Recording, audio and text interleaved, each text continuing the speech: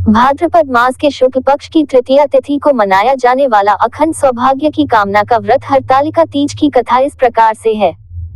कथानुसार मां पार्वती ने अपने पूर्व जन्म में भगवान शंकर को पति रूप में प्राप्त करने के लिए पर्वतराज हिमालय पर गंगा के तट पर अपनी बाल्यावस्था में अधोमुखी होकर घोर तप किया। इस दौरान उन्होंने अन्न का सेवन नहीं किया। कई अवधि तक सूखे पत्ते चबाकर काटी और फिर कई वर्षों तक उन्होंने केवल हवा पीकर ही व्यतीत किया। माता पार्वती के इस अवस्था को देखकर उनके पिता अत्यंत दुखी थे। इसी दौरान एक दिन महर्षि नारद भगवान विष्णु की ओर से पार्वती के विवाह का प्रस्ताव लेकर मां पार्वती के पिता के पास पहुंचे, जिसे उन्होंने सहर्ष ही स्वीकार कर लिया।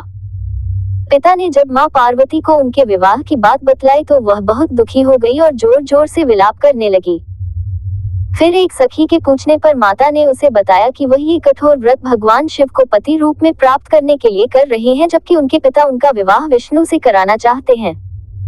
तब सहेली की सलाह पर माता पार्वती घने वन में चली गई और वहां एक गुफा में जाकर भगवान शिव की आराधना में लीन हो गई। भाद्रपद तृतीया शुक्ल के हस्त नक्षत्र को माता पार्वती ने रेत से शिवलिंग का निर्माण किया और भोलेनाथ की स्तुति में लीन होकर रात्रि जागरण किया। तब माता की इस कठोर तपस्या से प्रसन्न होकर भगवान शिव ने उन्हें दर्शन दिया और फिर माता के इच्छानुसार उनको अपनी पत्नी के रूप में स्वीकार कर लिया। मान्यता है कि इस दिन जो महिलाएं विधि विधान पूर्वक और पूर्ण निष्ठा से इस व्रत को करती हैं, वह अपने मन के अनुरूप पति को प्राप्त करती हैं।